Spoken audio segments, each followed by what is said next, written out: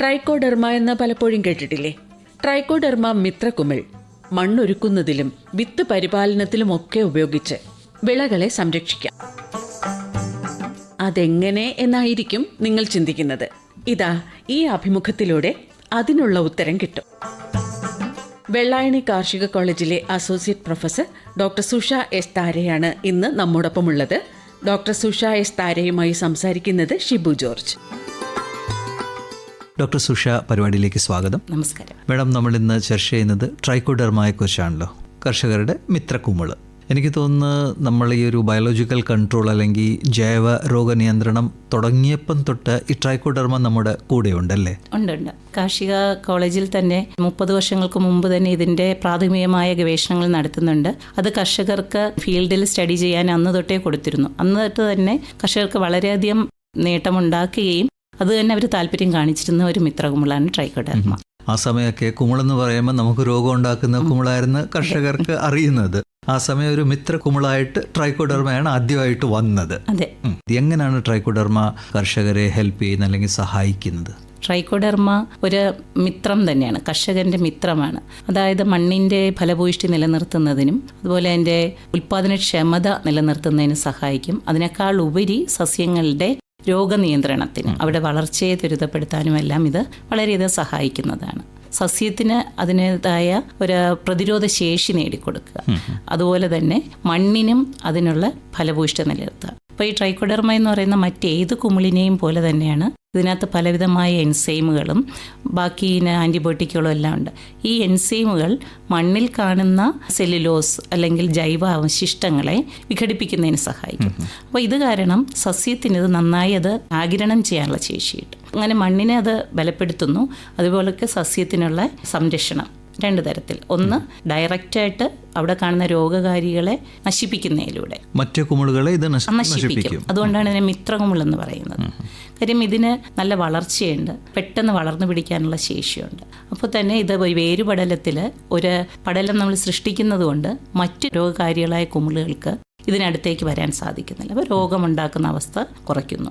പിന്നെ മാത്രമല്ല, ഇത് രോഗകാരികളെ നേരിട്ട് നശിപ്പിക്കാനും ഇതിലൂടെ എൻസൈമുകളും ആൻറ്റിബയോട്ടിക്കുകളും സഹായിക്കുന്നു. അപ്പോൾ ഈ രോഗനിയന്ത്രണം എന്ന് പറയുമ്പം മണ്ണിൽ നിന്ന് വരുന്ന രോഗങ്ങളെയാണ് ഇത് പ്രതിരോധിക്കുന്നത് അല്ലേ? രണ്ടുമുണ്ട്.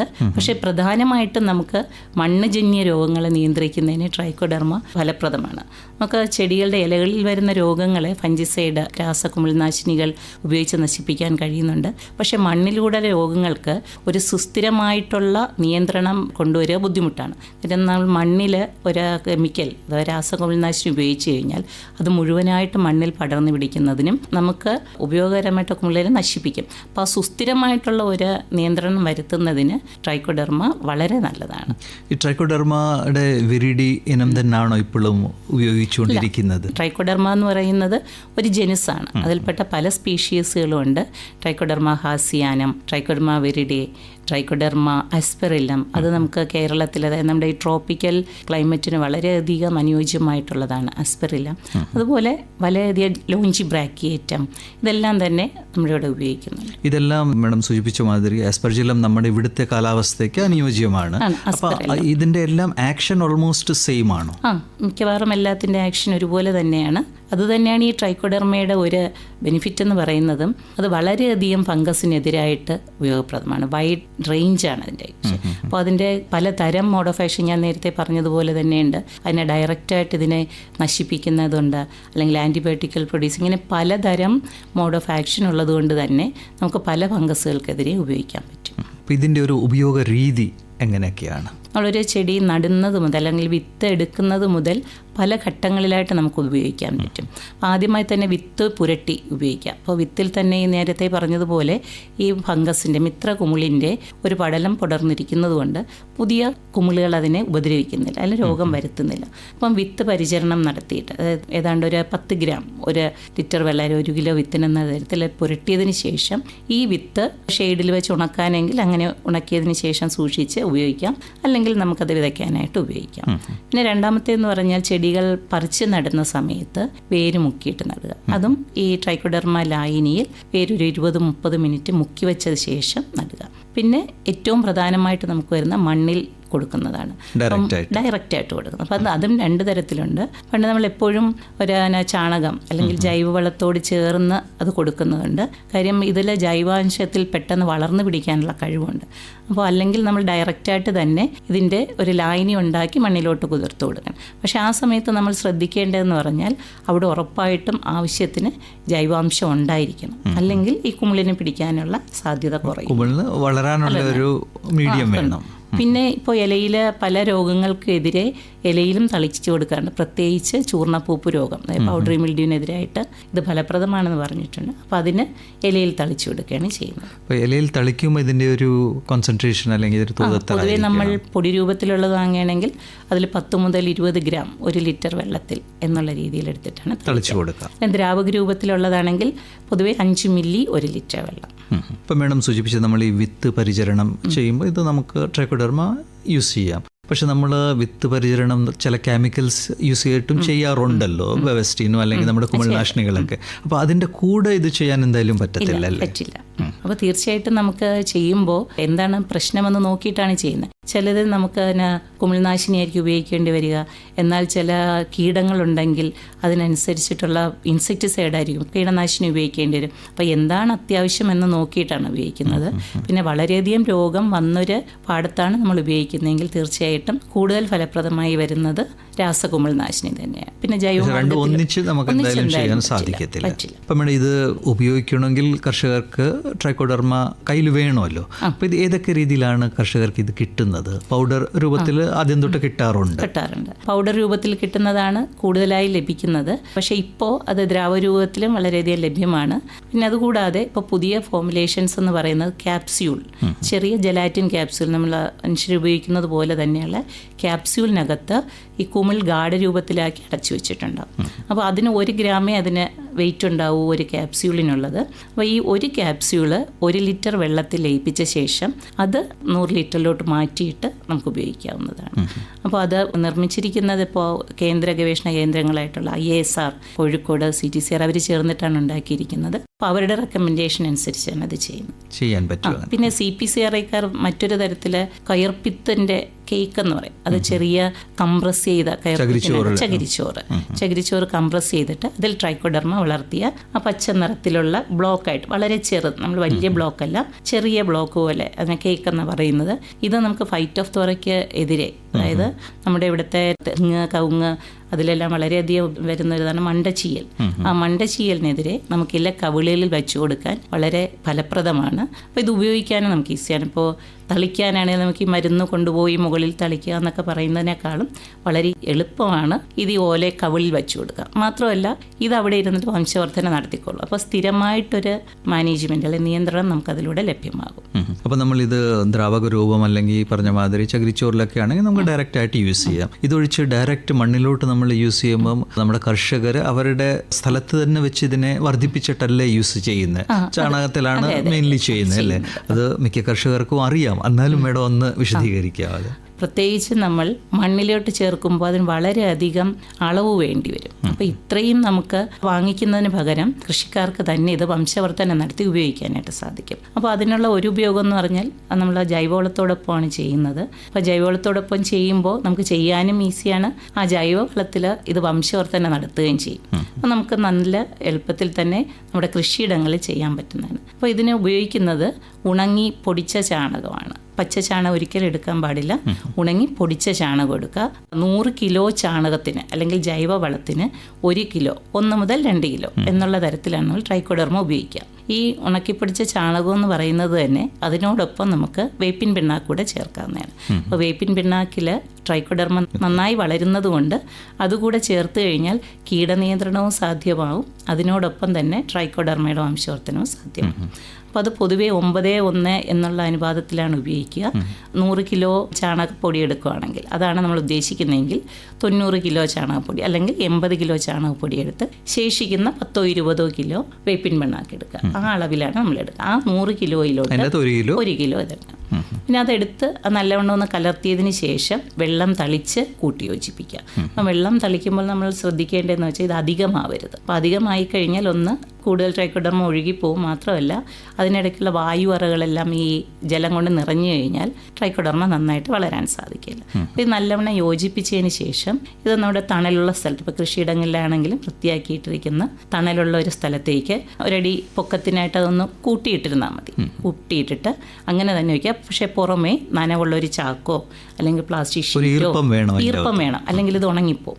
അപ്പോൾ ആ ഈർപ്പം നിലനിർത്തുന്നതിനായിട്ട് ഏതെങ്കിലും ഒരു ചാക്കോ ചണച്ചാക്കോ ഉപയോഗിച്ച് മൂടി വയ്ക്കുക. അപ്പോൾ ഇത് ഒരാഴ്ച അങ്ങനെ തന്നെ വെച്ചിരുന്നാൽ മതി.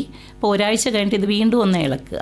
ഇളക്കിയിട്ട് ആ സമയത്ത് തന്നെ നമുക്ക് പലപ്പോഴും ഈ പൂപ്പലിൻ്റെ വളർച്ച അതിനകത്ത് കാണാൻ സാധിക്കും. ഇതൊരു പച്ച നിറം, അതിനകത്ത് സ്പോറുകൾ വന്നോടും പച്ചയായിരിക്കും. അതിന് മുമ്പായിട്ട് വെളുത്ത നിറമാണ്. അപ്പോൾ ആ പച്ച നിറവും വെളുത്ത നിറവും കൂടെ ഈ ചാണകത്തിൽ നമുക്ക് കാണാൻ പറ്റും. അപ്പോൾ ഒന്നുകൂടെ ഇളക്കിയതിന് ശേഷം വെള്ളം കുറവാണെങ്കിൽ കുറച്ചുകൂടെ തളിച്ചു കൊടുത്ത് ഒന്നുകൂടെ മൂടി വയ്ക്കുക. നിങ്ങൾ പറയാറുണ്ടല്ലോ ഒരു പുട്ടുപൊടിയുടെ. അതെ, അതിനാണ് ഈർപ്പം, ആവശ്യത്തിന് ഈർപ്പം എന്നുള്ളത്. ഇങ്ങനെ കയ്യിൽ മുറുക്കി പിടിക്കുമ്പോൾ വെള്ളം കൂടുതലായിട്ട് ഇറ്റു വരുന്നുണ്ടെങ്കിൽ അത് കൂടിപ്പോയി എന്നാണ് അർത്ഥം. അപ്പോൾ ആ രീതിയിൽ വരരുത്. എന്നാൽ കൈകൊണ്ട് മുറുക്കുമ്പോൾ അതൊരു ഉരുളയായിട്ട് തന്നെ ഇരിക്കണം. അതാണ് പേര്. പിന്നെ ഈ കൂട്ടി വെച്ചിരിക്കുന്ന ചാണകം പൊടി നമ്മൾ സാധാരണ ചെടികൾക്ക് ചാണകം എങ്ങനെയാണ് ഉപയോഗിക്കുന്നത് ആ സമയങ്ങളിൽ ഇതിനെടുത്ത് ഉപയോഗിക്കാം. ആ അളവിൽ തന്നെ ഉപയോഗിക്കാം. ഇത് ഒരു ശരാശരി എത്ര ദിവസത്തിനകം ഇതൊരു 100 കിലോ ഇങ്ങനെ നമ്മൾ ഉണ്ടാക്കി വെച്ചാൽ? ഒരു 7 ദിവസം തന്നെ മതിയാകും. പിന്നെ ഒന്നുകൂടെ ഇളക്കി വെക്കുമ്പോൾ അത് നന്നായിട്ട് തന്നെ വളരും. അപ്പോൾ പൊതുവേ നമുക്ക് കൃഷിയിടങ്ങൾ ചെയ്യാൻ പറ്റുന്നത് ആദ്യം കൃഷിയിടത്തിനായിട്ട് നിലം ഒരുക്കുന്ന സമയത്ത് ഇതൊന്ന് ചെയ്തു വയ്ക്കുക. അതിനോടൊപ്പം കുമ്മായമൊക്കെ ചേർത്ത് പൊതുവേ ഒരാഴ്ചയോ അല്ലെങ്കിൽ 2 ആഴ്ച ഇട്ട് കഴിഞ്ഞ ശേഷമാണ് ചെടി നടുന്നത്. ആ ചെടി നടുന്ന സമയത്ത് ഇത് ഉപയോഗിച്ച് ചെടി നടുക. അപ്പോഴത്തേനും ട്രൈക്കോഡർമ ഇതിനകത്ത് നല്ലപോലെ വളർന്നിരിക്കും. പിന്നെ ഈ ഒരു കൂട്ടത്തിൽ നിന്ന് കുറച്ച് ചാണകം എടുത്ത് പിന്നെ ഒരു കൂട്ടമായിട്ട് നമുക്കൊന്ന് മൾട്ടിപ്ലൈ ചെയ്യാൻ സാധിക്കും. പക്ഷെ ചിലപ്പോൾ പിന്നെ ഇത് നന്നായിട്ട് വളർച്ച ഉള്ളത് തന്നെയാണ് നമ്മൾ ഉറപ്പുവരുത്തണം. കാര്യം ഇത് നമ്മൾ പുറത്ത് കൃഷിയിടത്ത് സൂക്ഷിക്കുന്നതാണ്. ആ സമയത്ത് മറ്റു കുമിളുകൾ അല്ലെങ്കിൽ അസ്പർജില്ലസ് പോലുള്ള ചില സമയത്ത് വളരാറുണ്ട്. കാര്യം നമ്മൾ ഉപയോഗിക്കുന്ന ചാണകത്തിൻ്റെ ക്വാളിറ്റി അനുസരിച്ച്. കാര്യം ചാണകമെല്ലാം നമ്മൾ ഉപയോഗിക്കുമ്പോൾ അതിൽ തന്നെ യഥേഷ്ടം കുമിളുകൾ ഉണ്ടാവും. അപ്പോൾ അത് വളരെയധികം വളർന്നിരിക്കുന്നതാണെങ്കിൽ നമ്മൾ ഉദ്ദേശിക്കുന്ന തരത്തിൽ ഈ ട്രൈക്കോഡർമ അതിനകത്ത് ഉണ്ടാവില്ല. അപ്പോൾ വീണ്ടും വർദ്ധിപ്പിക്കുമ്പോൾ മറ്റു കുമിളുകൾ ചിലപ്പോൾ കൂടി വരാനുള്ള നമ്മൾ ഉദ്ദേശിക്കുന്നപ്പോൾ മറ്റു കുമിളുകൾ വന്നാൽ പലപ്പോഴും രോഗകാരികളായിരിക്കില്ല. പക്ഷേ ട്രൈക്കോഡർമയുടെ ഗുണം കുറവായിരിക്കും. അത്രയും അളവ് അതിനകത്ത് കാണാനുള്ള ചാൻസ് കുറവാണ്. പിന്നെ നമ്മളിപ്പോൾ ഈ ജൈവ കീടനാശിനി അല്ലെങ്കിൽ ട്രൈക്കോഡർമ മാതിരിയുള്ള സൂഡോമോണാസ് മാതിരിയുള്ള കാര്യങ്ങൾ മാർക്കറ്റിൽ നിന്ന് വാങ്ങിക്കുമ്പം കർഷകർ ചില കാര്യങ്ങൾ ശ്രദ്ധിക്കേണ്ടിയിരിക്കുന്നല്ലോ. നമ്മൾ അംഗീകൃതമായ സ്ഥലങ്ങളിൽ നിന്ന് വാങ്ങിക്കുന്നത്. ഇപ്പോൾ ഗവൺമെൻറ് തന്നെ ആവണമെന്നില്ല.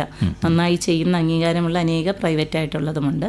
അതിൽ നിന്ന് സ്ഥിരമായിട്ട് നമുക്ക് ആ ഉറപ്പുള്ളത് തന്നെ വാങ്ങി. കാര്യം ഇതിനകത്ത് ഇപ്പം പൊടി രൂപത്തിലുള്ളതാണെങ്കിലും അല്ലെങ്കിൽ ദ്രാവക രൂപത്തിലുള്ളതാണെങ്കിലും അതിനകത്ത് എത്രമാത്രം ട്രൈക്കോഡർമ ഉണ്ടെന്ന് നമുക്ക് കർഷകർക്ക് നോക്കിയാൽ മനസ്സിലാവില്ല. അപ്പോൾ നമുക്കത് വാങ്ങിക്കഴിയുമ്പോൾ അതിനകത്ത് അല്ലെങ്കിൽ എക്സ്പയറി ഡേറ്റ് കഴിഞ്ഞു പോയത്, അതിൻ്റെ സമയം കഴിഞ്ഞു പോയാൽ ഇതിനകത്തിരിക്കുന്ന ആ കുമിളുകളെല്ലാം ചത്തുപോയിട്ടുണ്ടാകും. അപ്പോൾ നമുക്കത് വീണ്ടും വളർത്തിയെടുക്കാനായിട്ട് സാധിക്കില്ല. അപ്പോൾ അതുകൊണ്ട് എപ്പോഴും നോക്കുമ്പോൾ ആ എക്സ്പയറി ഡേറ്റ് നോക്കുക. പിന്നെ അംഗീകൃതമായിട്ടുള്ള സ്ഥലങ്ങളിൽ നിന്ന് തന്നെ വാങ്ങുക. പിന്നെ നമ്മൾ പൊട്ടിച്ച് ഒരുപാട് സമയം വച്ചിരുന്നിട്ട് അല്ലെങ്കിൽ ആ സൂക്ഷിക്കുന്ന സ്ഥലം ഈ ചൂടുള്ള സ്ഥലത്തൊക്കെ വെച്ച് കഴിഞ്ഞാൽ ഇപ്പം മിക്കവാറും സ്റ്റോർ റൂമിലൊക്കെ ആയിരിക്കും വയ്ക്കുന്നതെങ്കിൽ അത് ചിലപ്പോൾ പെട്ടെന്ന് നശിച്ചു പോകും. അപ്പോൾ അങ്ങനെയുള്ള സ്ഥലങ്ങളിൽ വയ്ക്കാതെ നമ്മൾ പരമാവധി ആവശ്യത്തിന് വാങ്ങി ഉപയോഗിക്കും. ഒരു ജീവനുള്ളതാണ് എന്നുള്ളത് എപ്പോഴും ശ്രദ്ധയിൽ വെക്കേണ്ടിയിരിക്കുന്നു അല്ലേ. ഉപയോഗിക്കുമ്പോൾ മേഡം പറഞ്ഞ ഡയറക്റ്റ് നമുക്ക് വിത്ത് പരിചരണം ചെയ്യാം അല്ലെങ്കിൽ മണ്ണിലോട്ട് കൊടുക്കാം. ഇവിടെ ശ്രദ്ധിക്കേണ്ട പ്രത്യേക കാര്യങ്ങൾ വല്ലതും ഉണ്ടോ ഇതിൻ്റെ ഉപയോഗിക്കുന്ന സമയത്ത്? ഉപയോഗിക്കുന്ന സമയത്ത് ഒന്ന് നല്ല ചൂടുള്ള സമയത്ത് ഉപയോഗിക്കാതിരിക്കുക. പ്രത്യേകിച്ച് ഈ ഒരു കാലാവസ്ഥയെന്നൊക്കെ നല്ല ചൂടുണ്ട്. കാര്യം നേരത്തെ പറഞ്ഞതുപോലെ ഇത് ജീവനുള്ള ഒരു ഇതാണ്. അപ്പം നമ്മൾ നേരിട്ട് ഈ ഉച്ച സമയത്ത് അല്ലെങ്കിൽ മണ്ണ് ചൂട് പിടിച്ചെടുക്കുന്ന സമയത്ത് കൊടുത്തു കഴിഞ്ഞാൽ അപ്പോഴും തന്നെ ഇത് നശിച്ചു പോകും. അപ്പോൾ എപ്പോഴും നമ്മൾ അപ്ലൈ ചെയ്യുന്ന സമയം എന്ന് പറയുന്നത് രാവിലെ അല്ലെങ്കിൽ വൈകുന്നേരം. പിന്നെ അതിനകത്ത് ആവശ്യത്തിന് ഈർപ്പമുണ്ടെന്ന് ഉറപ്പുവരുത്തുക. പിന്നെ അതുപോലെ ഈ ട്രൈക്കോഡർമയ്ക്ക് വംശവർദ്ധന അതിനകത്ത് നിന്നാലും അതിനും ഭക്ഷിക്കാനുള്ള ആഹാരം അതിന് വേണം. അതെന്ന് പറഞ്ഞു കഴിഞ്ഞാൽ മറ്റ് ജൈവ പദാർത്ഥങ്ങളാണ്, ജീവനുള്ളതല്ല. നശിച്ചു പോയ കോശങ്ങളിലാണ് ഇത് ജീവിക്കുന്നത്. അപ്പോൾ അതിന് വേണ്ടുന്നുള്ള ജൈവ പദാർത്ഥം, ജൈവാംശം മണ്ണിലുണ്ടെന്ന് ഉറപ്പുവരുത്തുക. സൂഡോമോണാസ് മിക്കവാറും കർഷകർ ഉപയോഗിക്കാറുണ്ടല്ലോ. സൂഡോമോണാസിൻ്റെ കൂടെ ഈ ട്രൈക്കോഡർമയും നമുക്ക് ഉപയോഗിക്കുന്നതിന് വല്ലതും പ്രശ്നമുണ്ടോ? അത് തമ്മിൽ സഹവർത്തിത്വമുള്ളതല്ല. ട്രൈക്കോഡർമയിൽ തന്നെ പല സ്പീഷീസുകളുമുണ്ട്. അതുപോലെ സ്യൂഡോമോണാസിൽ തന്നെ പല സ്ട്രെയിനുകളുമുണ്ട്. അപ്പോൾ ഇതെല്ലാം ഒരുമിച്ച് പോകണമെന്നില്ല. അപ്പോൾ നമ്മൾ ഒരുമിച്ച് ചെയ്യുന്നുണ്ട്. ചില ഈ PGPR മിക്സ് എന്നൊക്കെ പറയുന്നതിൽ ഒരു കൺസോർഷ്യം പോലെ ഒരു മിശ്രിതം ഉണ്ടാക്കുന്നതിൽ ഇത് സഹവർത്തിത്വം ഉള്ളതിന് ഒരുമിച്ച് ചേർത്താണ് ഉണ്ടാക്കുന്നത്. പക്ഷേ നമുക്ക് കിട്ടുന്നത് 2 അത് ഒരുമിച്ച് പോകും എന്ന് നമുക്ക് ഉറപ്പില്ലെങ്കിൽ ഒരുമിച്ച് ചെയ്യാതിരിക്കുക. കാര്യം പലപ്പോഴും ഈ സ്യൂഡോമോണാസ് ട്രൈക്കോഡെർമയെ അതിൻ്റെ വളർച്ചയെ കുറയ്ക്കുന്നതായിരിക്കും. അപ്പം ചുരുക്കി പറഞ്ഞാൽ ട്രൈക്കോഡെർമ നമ്മൾ ഉപയോഗിച്ചാൽ കുമിള് കൊണ്ടുണ്ടാവുന്ന രോഗങ്ങളെ ഒരു പരിധിവരെ നമുക്ക് നിയന്ത്രിക്കാൻ സാധിക്കും. അതേമാതിരി മേഡം സൂചിപ്പിച്ച മാതിരി തന്നെ നമ്മുടെ മണ്ണിന്റെ ഫലപുഷ്ടത അതും കൂടുന്നുണ്ട്. അപ്പം നമ്മുടെ കർഷകർ എങ്ങനെയാണ് ഇത് ഉപയോഗിക്കുന്നുണ്ടോ? നല്ല ഇൻട്രസ്റ്റ് ഉണ്ട്. കാര്യം അവർക്കത് കൈകാര്യം ചെയ്യാനും വളരെ ലഘുവായിട്ടുള്ള രീതിയിൽ തന്നെ ഉപയോഗിക്കാൻ കൃഷിയുള്ളവർക്ക് ജൈവ പദാർത്ഥങ്ങൾ ഉപയോഗിക്കുന്നവർക്കെല്ലാം അവർ ഉപയോഗിക്കാറുണ്ട്.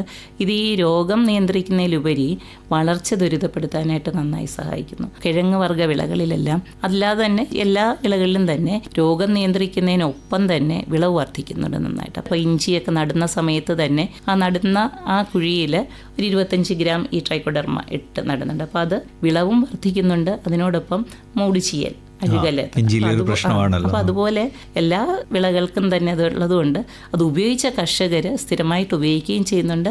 ഇപ്പോൾ പല കൂട്ടായ്മകളും ഉണ്ട്. അപ്പോൾ അതിലൂടെയൊക്കെ ഇത് നന്നായി പ്രചരിക്കുന്നുണ്ട്. ലഭ്യത എങ്ങനെയാണ് ഇതിൻ്റെ? ഇത് ലഭ്യമായിട്ടുള്ളത് നമ്മുടെ കേരളത്തിനെ സംബന്ധിച്ചിടത്തോളം കേരള കാർഷിക സർവകലാശാലയുടെ എല്ലാ യൂണിറ്റുകളിലും എല്ലാ സ്റ്റേഷനുകളിലും ഇത് ലഭ്യമാണ്.